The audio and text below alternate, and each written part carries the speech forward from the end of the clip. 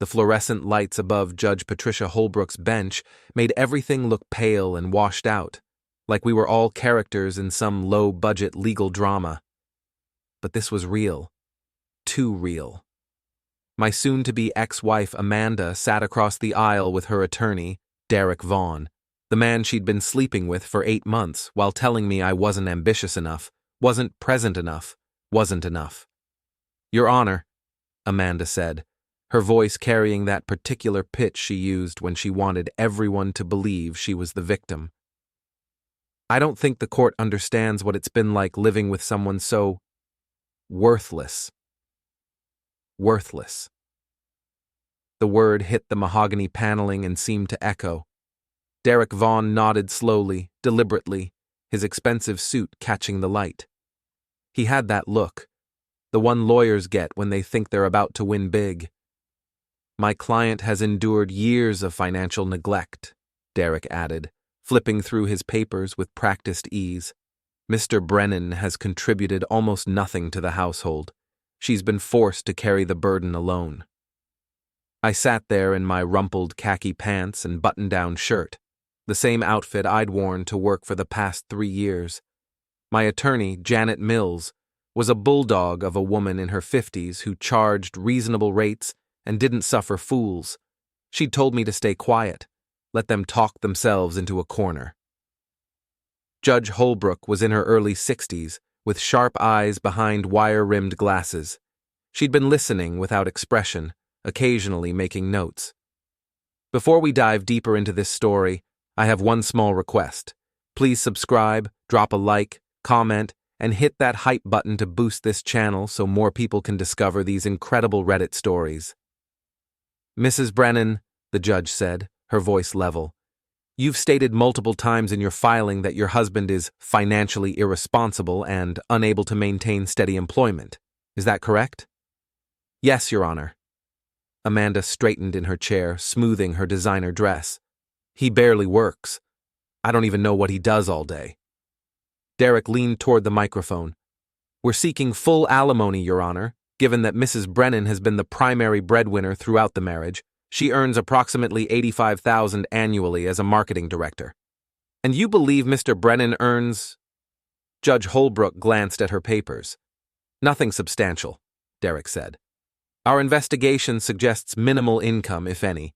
He's listed as working for some consulting firm, but we believe it's largely fictitious employment, probably a friend doing him a favor." Amanda nodded vigorously. "He sits at home most days. Sometimes he goes to an office, but I've never seen any real money from it. We've been living off my salary." I felt Janet shift beside me. She was waiting. "I see."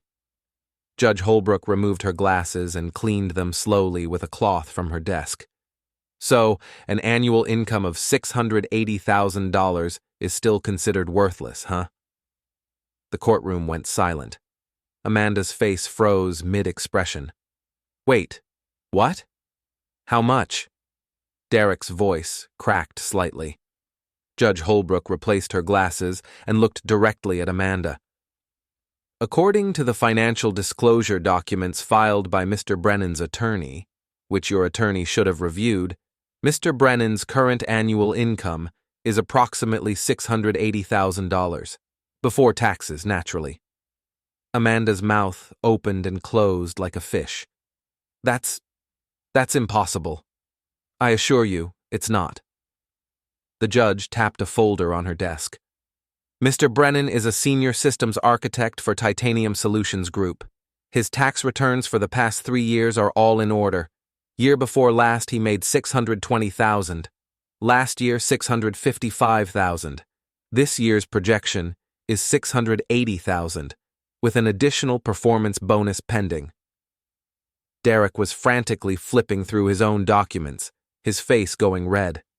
"Your Honor, we weren't provided with—" "They were submitted to your office 3 weeks ago," Janet said calmly. "Standard financial disclosure. We have the delivery confirmation." I watched Amanda's expression cycle through confusion, disbelief, and then something that looked like panic. Her perfectly applied makeup suddenly seemed too heavy, like a mask that was starting to crack. But he never. Amanda turned to look at me for the first time that day.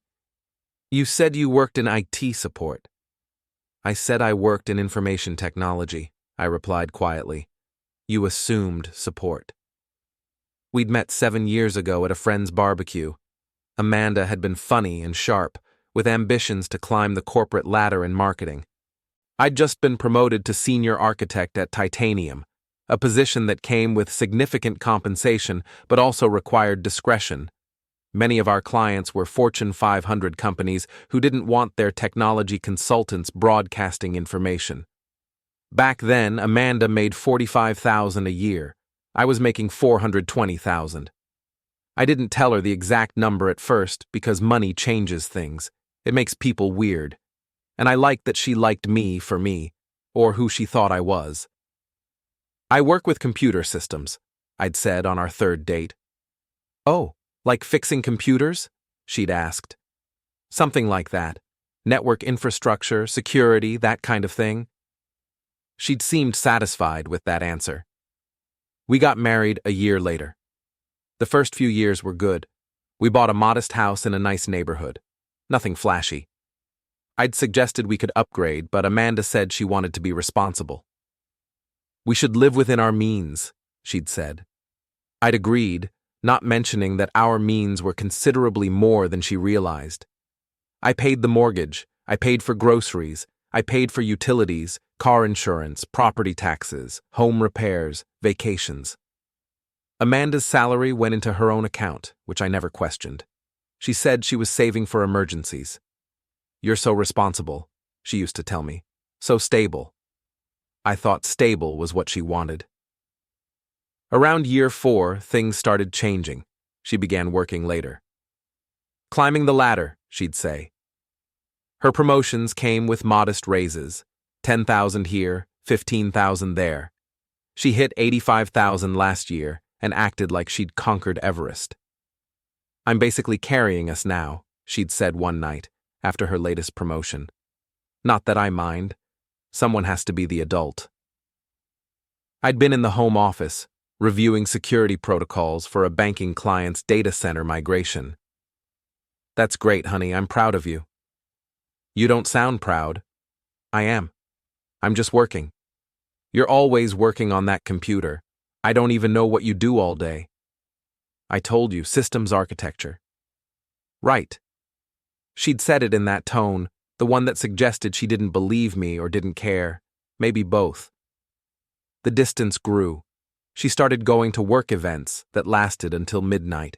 She'd come home smelling like wine and expensive cologne that wasn't mine. When I asked about it, she'd get defensive. Maybe if you were more present, I wouldn't need to network so much, she'd snap. I should have seen it coming. Maybe I did, and just didn't want to believe it. I found out about Derek 5 months ago. Not through some dramatic discovery, no lipstick on collars or suspicious texts. I came home early from a client meeting in Phoenix and found them in our bed. Our bed. Amanda had screamed. Derek had grabbed his pants and stumbled backward into the nightstand. I'd just stood there, feeling weirdly detached, like I was watching it happen to someone else. This isn't what it looks like, Amanda had said, which might be the most cliché thing you can say when you're naked with another man in your husband's bed. I think it's exactly what it looks like, I'd replied, surprised by how calm my voice sounded. Derek had tried to introduce himself, hand extended like we were at a networking event. I'm Derek. I'm Amanda's attorney. Not yet, I'd said.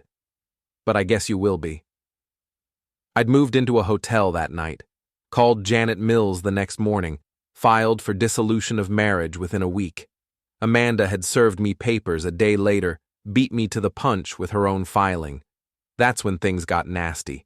Her petition painted me as unreliable, a man-child who couldn't hold a steady job, someone who'd been mooching off her success for years. She wanted the house, the cars, alimony, and half my retirement accounts, which she assumed were minimal. She thinks you're broke? Janet had asked, reading through the documents. She thinks I make maybe $30,000 or $40,000 a year. And you never corrected her? She never asked for specifics. I paid for everything. I just let her believe what she wanted to believe. Janet had smiled then, a cold, professional smile. This is going to be interesting. The depositions had been brutal. Derek Vaughn had come at me hard, trying to paint me as a liar and a fraud. "So you claim to work for Titanium Solutions Group?" he'd asked, making air quotes around claim. "I don't claim to work there. I do work there." "And what exactly do you do?" "I'm a senior systems architect. I design and implement large-scale network infrastructure for enterprise clients." "How much does that allegedly pay?" Janet had objected, but I'd answered anyway. "Last year, $655,000, plus bonuses." Derek had laughed. Actually laughed. "You expect us to believe that?" "I don't expect anything. I'm answering your question." "Do you have proof of this income?" "Tax returns, W-2s, pay stubs, bank statements, all submitted to your office per discovery requirements." He'd waved that away. "Those can be fabricated. They're certified by the IRS, but sure, I fabricated 3 years of tax returns complete with federal authentication just to impress you in a deposition." Amanda had been there, sitting behind Derek, and I'd seen the uncertainty creeping into her expression, like she was starting to realize she might have made a very, very expensive mistake. "Why did you hide your income from my client?" Derek had pressed. "I didn't hide anything. I paid for our entire life. The mortgage, bills, everything. The money went exactly where it needed to go." "But you never told her the exact amount." "She never asked. She assumed, and I didn't correct her. That's not the same as hiding. That's deceptive." "Is it?" "She told me she was working late. She told me she was going to work events. She told me she was faithful. Were those deceptive, or did I just assume wrong?" Janet had touched my arm, signaling me to stop. But the point was made. Now, watching Amanda's face in the courtroom as Judge Holbrook laid out the reality of our finances, I felt something I hadn't expected. Pity. She'd built an entire case on a foundation of sand. She'd convinced herself I was worthless, probably to justify the affair. She'd told Derek I was broke, and he'd believed her without doing basic due diligence. They'd walked into court expecting to take me to the cleaners. Instead, they were about to get cleaned out. "Your Honor," Derek said, his voice tight, "we need time to review these documents properly. This is highly irregular." "What's irregular?" Judge Holbrook replied, her tone frosty.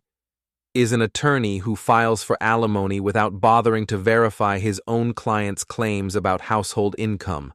The documents were available to you weeks ago." "My client was unaware." "Your client was willfully ignorant," the judge interrupted. "According to these records, Mr. Brennan paid 93% of all household expenses during the marriage. The mortgage, utilities, insurance, property taxes, vehicle payments, all from his accounts. Mrs. Brennan's income appears to have been entirely discretionary spending." Amanda found her voice. "I was saving it." "For what?" Judge Holbrook asked. "For emergencies. For our future. According to your own financial disclosure, you have $42,000 in personal savings and investments. Over 7 years of marriage, earning between $45,000 and $85,000 annually, with essentially no household expenses, you saved $42,000. Where did the rest go?" Amanda's face went pale. I have expenses. Personal expenses." "That's fine. You're entitled to spend your money however you choose, but you're not entitled to claim financial hardship while doing so." The judge looked at Derek. "As for you, counselor, I suggest you review your professional obligations regarding due diligence." Derek was sweating now. "Your Honor, if I could have a moment to confer with my client—" "No, we're going to proceed." Judge Holbrook shuffled her papers. "Mrs. Brennan, you've claimed that Mr. Brennan is worthless and has contributed nothing to your marriage. The financial records tell a different story. Do you wish to revise your statement?" Amanda looked at Derek, then back at the judge. I I didn't know, he never told me. Did you ask? Amanda faltered. I assumed. You assumed your husband, who paid for your entire lifestyle, was broke. And on that assumption, you're seeking alimony and a disproportionate share of marital assets. Do I have that right? Silence. Mrs. Brennan, I asked you a question. Yes, Your Honor, Amanda whispered. Judge Holbrook removed her glasses again and set them on her desk. Let me be very clear about something. This court does not look kindly on parties who misrepresent their financial circumstances to seek advantage in divorce proceedings. Whether through malice or negligence, the result is the same, a waste of judicial resources and potential fraud. Your Honor, Derek said desperately, my client had no intention. Your client called her husband worthless in open court, the judge snapped. She portrayed herself as a victim of financial neglect while living rent-free on his dime for 7 years. That shows either a stunning lack of awareness or a calculated attempt at manipulation. I'm not sure which is worse. I watched Amanda shrink in her chair. The confident woman who'd walked in here an hour ago was gone, replaced by someone who looked lost and very, very small. Here's what's going to happen, Judge Holbrook continued. We're going to take a 30-minute recess. During that time, Mr. Vaughn, you're going to thoroughly review the financial disclosures you should have read weeks ago. Mrs. Brennan, you're going to decide whether you want to continue with your current claims or negotiate a more reasonable settlement. When we return, I expect a realistic discussion of asset division based on actual facts, not fantasies. Am I clear? Yes, Your Honor, Derek managed. Yes, Your Honor, Amanda echoed. The judge stood. 30 minutes. Don't waste them. Janet and I stepped into the hallway. She was grinning like a shark who'd just spotted a wounded seal. That went well, she said. She looks devastated. She should be. She walked in here trying to take you for everything and just realized she's the one who's going to get taken. How much do you think she's got hidden away? I don't know, $42,000 in disclosed savings. But she spent a lot. Designer clothes, spa treatments, girls' trips to Napa. I never questioned it. You paid for those trips? The flights and hotels, yeah. She said she needed them for her mental health. Janet shook her head. You're a better man than most. You know that? I'm an idiot. You're not. You trusted your wife. That's not idiotic. It's human. She checked her watch. They're going to come back with a settlement offer. Derek's not stupid enough to let this go to full trial now. He knows he'd get demolished. What do you want? I thought about it. The house is mine. I paid for it. I want that clear.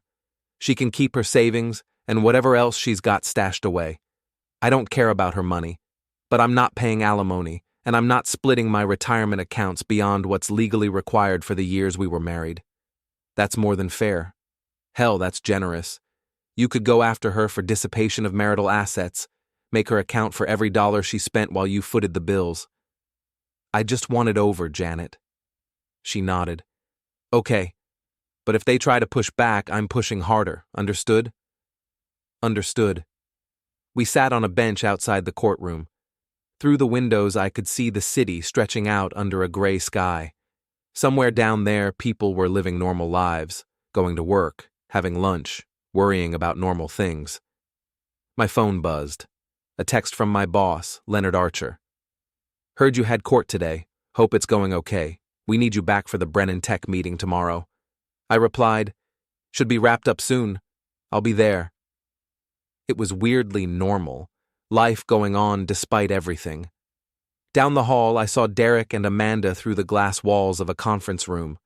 They were arguing, or rather, she was yelling, and he was trying to calm her down. His hands were up in a defensive posture. She was gesturing wildly. That's not going well for them, Janet observed. He told her this was going to be easy, that I was a nobody, that she'd walk away with everything.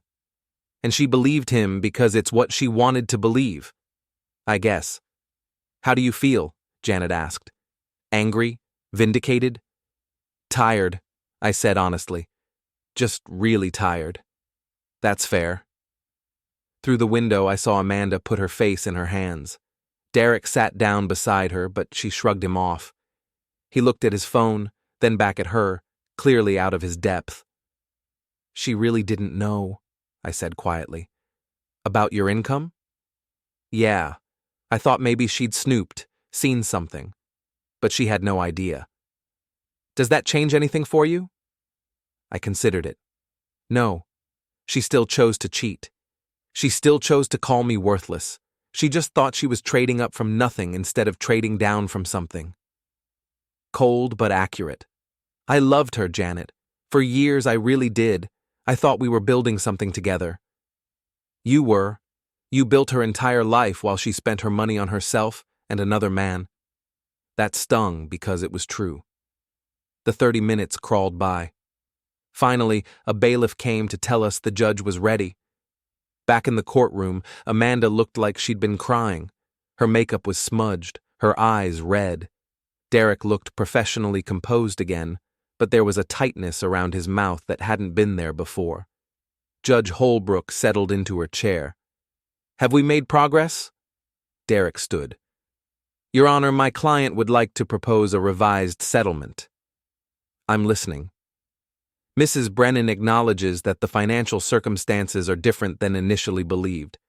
She's willing to forgo alimony and requests only an equitable division of assets accumulated during the marriage, excluding retirement accounts where standard calculations apply.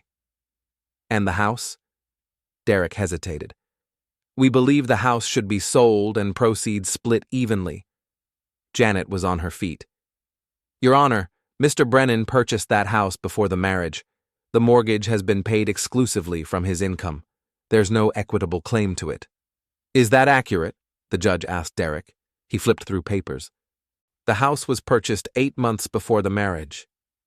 Then it's separate property, Judge Holbrook stated. Mrs. Brennan has no claim. What else? Derek looked at Amanda, who whispered something. He cleared his throat.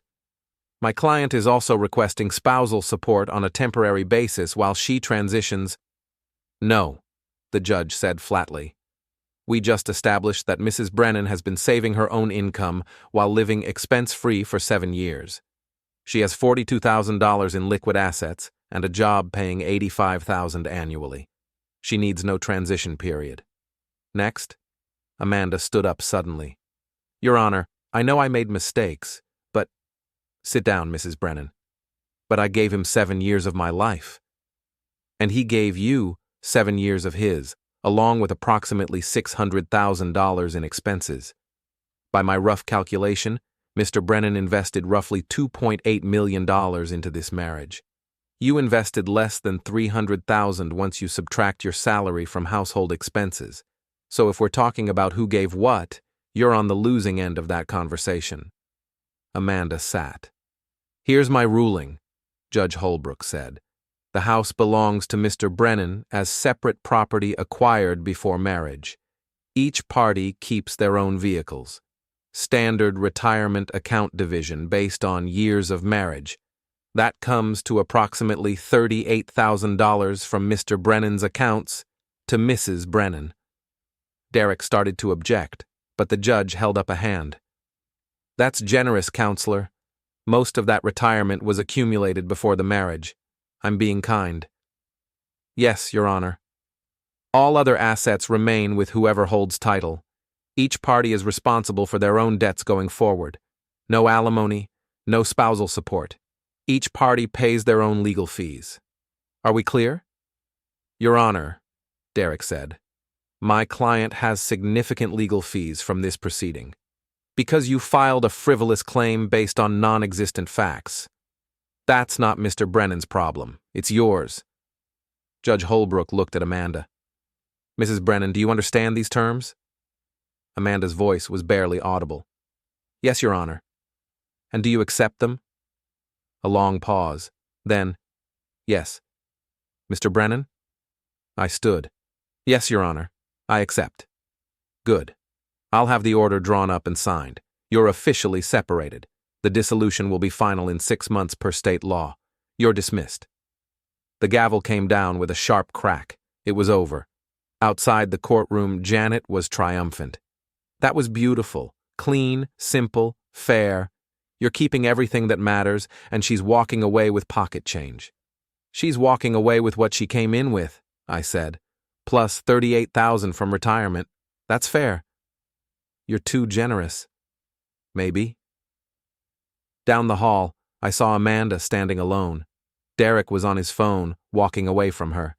She looked lost, standing there in her expensive dress with her designer purse, staring at nothing. I'll get the paperwork finalized, Janet said. 6 months and you're completely free. Go live your life. Thanks, Janet, for everything. That's what you pay me for. Though honestly, this one was almost too easy. Call me if you need anything. She left, and I stood there for a moment, gathering myself. I should have felt victorious, vindicated, something. Instead, I just felt empty. Amanda saw me. For a second, we just looked at each other across the marble floor. Then she walked over. Can we talk? She asked. I don't think that's a good idea. Please, just 5 minutes. Against my better judgment, I nodded. We found an empty bench near the windows overlooking the parking lot. I didn't know, she said. About the money. I really didn't. I believe you. Why didn't you tell me? I did tell you. I said I worked in systems architecture for titanium. You assumed that meant something different. I didn't correct you. That's not the same as being honest. No, I agreed. It's not. But you never asked for details, Amanda. In 7 years, you never once asked to see a pay stub, a tax return, anything. Why? She was quiet for a long moment. Because I didn't want to know. If you were making less than me, I could feel superior. If you were making the same, I could feel like an equal. I didn't want to find out you were making more because then… She trailed off. Then what? Then I'd have to admit I wasn't as successful as I thought I was. That my big promotions and raises were nothing compared to what you did quietly without bragging. I never bragged because I didn't need to. The money wasn't what mattered. Then what did? Us. I thought we were building a life together. I thought you loved me for who I was, not what I made. I did love you, she said, and I almost believed her. But somewhere along the way, I started resenting you. You were so calm about everything, so stable. It made me feel like I was failing even when I was succeeding. That's not my fault. I know, I'm not saying it is. I'm just trying to explain. And Derek? She looked away. Derek made me feel powerful, important. He listened when I complained about work. He told me I was amazing. He made me feel like I was the center of attention. I did listen to you. You did, but you also challenged me. You asked questions. You made me think. Derek just agreed with everything I said. So you chose the easy path. Yeah, I guess I did. She wiped her eyes. I'm sorry for what I said in there, for calling you worthless. You're not. You never were. Apology noted. Can you ever forgive me? I thought about it carefully. Maybe someday, but not today, and not anytime soon. Fair enough. She stood up. For what it's worth, I hope you find someone who appreciates what you are, not what you make. Just you. I hope you find what you're looking for too, Amanda. Whatever that is. She nodded and walked away. I watched her go, heels clicking on the marble floor, designer purse over her shoulder. Down the hall, Derek was still on his phone, probably trying to explain to his firm how he'd botched a divorce case this badly. They'd probably stay together for a while, I figured, at least until the novelty wore off and she realized Derek was just as flawed as everyone else. Maybe more so. My phone buzzed again. This time, it was Leonard. Client meeting moved to 9 a.m. Need you fresh. Take the rest of the day off. I replied, Thanks. See you tomorrow. I walked out of the courthouse into the gray afternoon. The air was cold, sharp in my lungs. I got into my car, a modest sedan I'd bought outright 5 years ago, and sat there for a moment, hands on the wheel. The house would be empty tonight. No Amanda, no wedding photos on the walls, no pretense of domestic bliss, just me and the life I'd built, such as it was. I started the engine and pulled out of the parking lot. The house was exactly as I'd left it that morning, quiet, clean, impersonal. I'd removed most of Amanda's things weeks ago, boxing them up and leaving them in the garage for her to collect. She'd taken them in stages, usually when I wasn't home. Now it was just my furniture, my books, my laptop on the kitchen counter. The fridge had beer and leftover Chinese food. The living room had a couch and a TV I barely watched. It should have felt lonely. Instead, it felt peaceful. I opened a beer and sat on the back deck, looking out at the yard I'd maintained for 7 years. The grass needed mowing. The bushes needed trimming. Normal problems. Fixable problems. My phone rang. An unknown number. Hello? Is this James Brennan? A woman's voice. Professional. Yes. This is Melissa Hartley from the California State Bar. I'm calling regarding a complaint filed against Derek Vaughn. Would you be willing to provide a statement? I sat up straighter. A complaint? Yes. Judge Holbrook filed a formal complaint regarding Mr. Vaughn's conduct in your divorce proceedings. Specifically, his failure to perform due diligence on financial disclosures and his apparent conflict of interest in representing a client with whom he was romantically involved during the proceedings. Oh. We'd like to speak with you about your experience with Mr. Vaughn, if you're willing. This is completely voluntary. I thought about Derek, sweating in that courtroom, realizing his career was about to take a hit. I thought about Amanda, standing in the hallway looking lost. Yes, I said. I'll provide a statement. Thank you.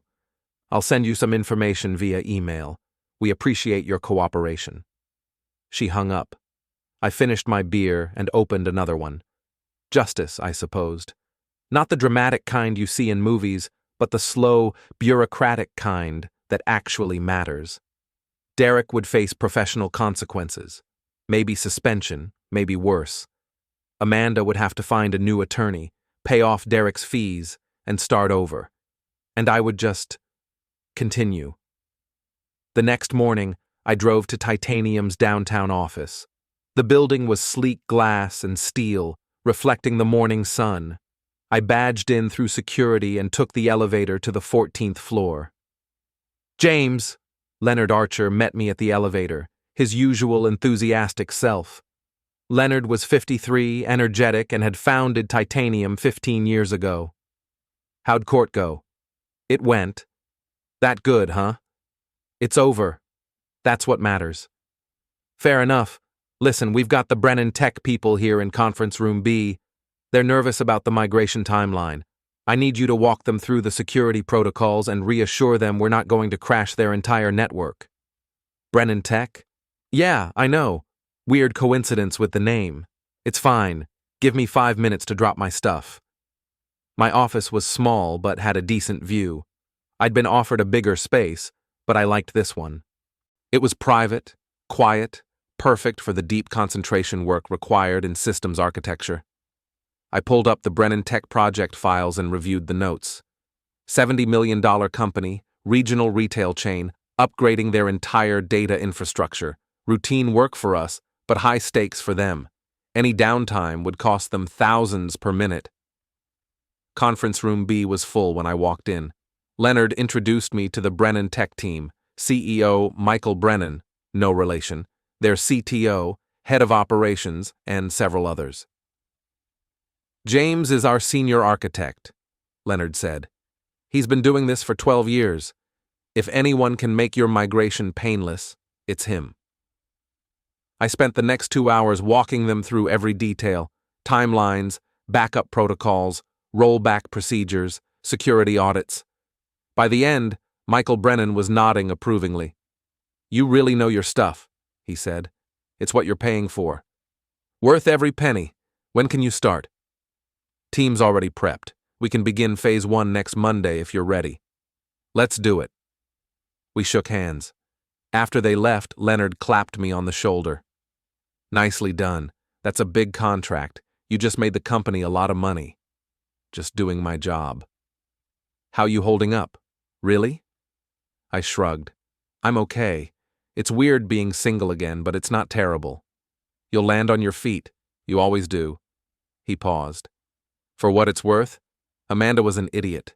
Anyone who can't see what you bring to the table doesn't deserve you. Thanks, Leonard.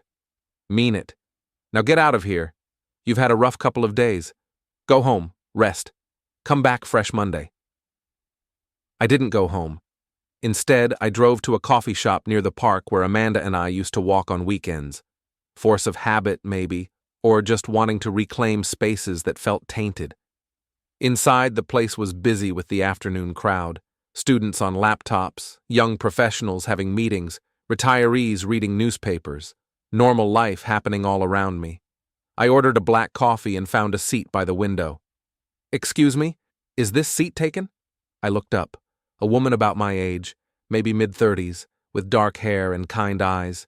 She was holding a latte and had a book tucked under her arm. It's all yours, I said. She sat down, opened her book, and started reading. We existed in comfortable silence for a while, two strangers sharing space without obligation. After maybe 20 minutes, she glanced up. You look familiar. Do you work around here? Downtown, Titanium Solutions Group. Her face lit up. The tech company? I've heard of you guys. You did the migration for Riverside Medical last year, right? That was us. How do you know about that? I'm a project manager at Riverside. That migration saved our hospital. The old system was held together with duct tape and prayers. Glad we could help. You guys were incredible, professional, thorough, and you actually finished on time. That never happens with tech projects. She extended a hand. I'm Rachel, by the way. Rachel Pine. James Brennan. We shook hands. Her grip was firm, confident. So what brings you to this coffee shop in the middle of a workday? She asked. Playing hooky? Something like that. Needed a break from real life. I get that. I'm taking a mental health afternoon myself. Hospitals are exhausting. We talked for another hour. Nothing deep, just easy conversation about work, the city, places we'd traveled. She was funny and smart, quick with observations. When she laughed, it reached her eyes. Eventually, she checked her watch. I should get going. I promised my sister I'd help her move some furniture. She hesitated. This might be forward, but would you want to get coffee again sometime? Actually planned, not just randomly running into each other?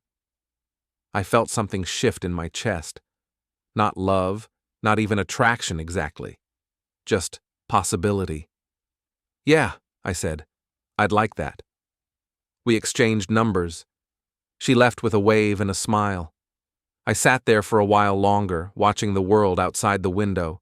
People walking dogs, kids on bicycles, couples holding hands, life continuing in all its messy, complicated glory.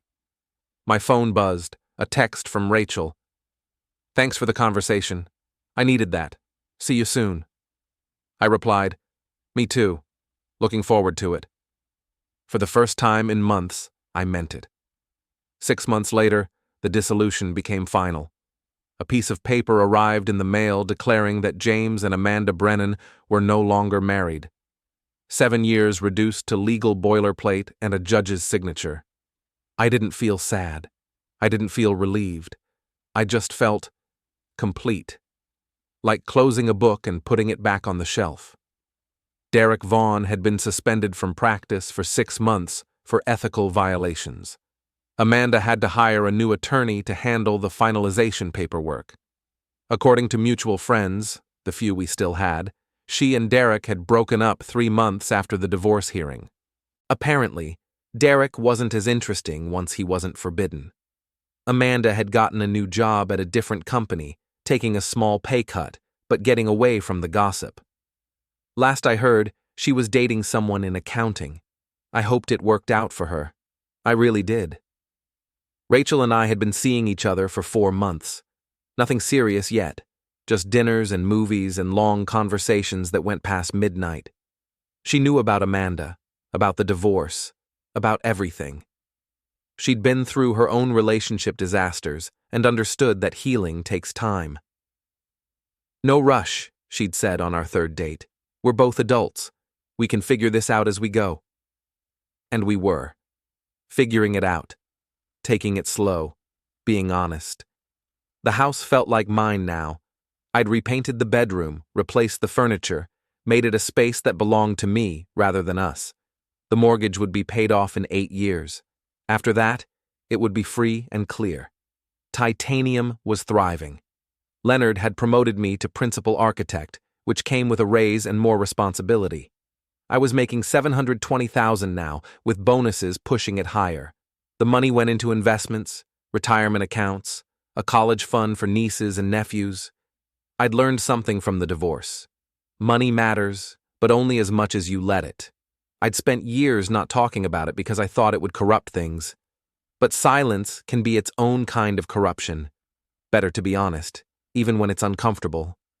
On a Tuesday evening in late summer, I sat on my back deck with a beer, watching the sun set over the neighborhood. My phone rang. Unknown number. "Hello? Mr. Brennan? This is Patricia Holbrook." I sat up straight. "Judge Holbrook?" "Former judge, actually. I retired last month. I'm calling because I wanted to follow up on your case." "Okay. I wanted you to know that your divorce proceeding was cited in a continuing legal education course about attorney ethics. Specifically, as an example of what happens when lawyers don't do their due diligence and allow personal relationships to compromise professional judgment." I didn't know that. Mr. Vaughn's suspension became part of the case study, but more importantly, I wanted to tell you that your case stuck with me. Not because it was dramatic, but because it was honest. You didn't weaponize your income. You didn't try to destroy your ex-wife financially. You just wanted fairness. That's all anyone should want. You'd be surprised how rare that is. Most divorces turn into wars. Yours was just clean. I appreciated that. I think the legal community did too. Thank you for saying that. You're welcome. And Mr. Brennan, I hope you're doing well. I am. Better than I expected, actually. Good. That's what I hoped to hear. Take care of yourself. She hung up. I sat there for a moment, processing the call. Then I smiled. The story could have gone 1,000 different ways. I could have been vindictive. I could have pursued every dollar. I could have made Amanda pay for the betrayal in ways that went beyond fair. But what would that have accomplished? More anger, more pain, more years spent looking backward instead of forward. Instead, I'd chosen the simple path: honesty, fairness, closure. And now I was here. Free. Whole. Ready for whatever came next. My phone buzzed. A text from Rachel. "Dinner tomorrow? I'm making lasagna." I replied, "I'll bring wine." "Perfect. See you at 7. I finished my beer and went inside. There was work to do, life to live, a future to build. The past was behind me now, filed away in boxes and legal documents and memories that would fade with time. In the courtroom, Amanda had called me worthless. Derek had agreed. They'd both believed I was nothing, but the judge had seen the truth. And the truth had set me free. Not with drama or vengeance or some elaborate scheme, just with facts, numbers on a page, reality asserting itself against delusion. Sometimes revenge is just living well. Sometimes justice is just the truth spoken plainly. And sometimes the best ending is the one where everyone gets exactly what they deserve. Nothing more, nothing less. I closed the door behind me, turned off the porch light, and headed upstairs. Tomorrow would bring new challenges, new opportunities, new possibilities. But tonight, I was at peace.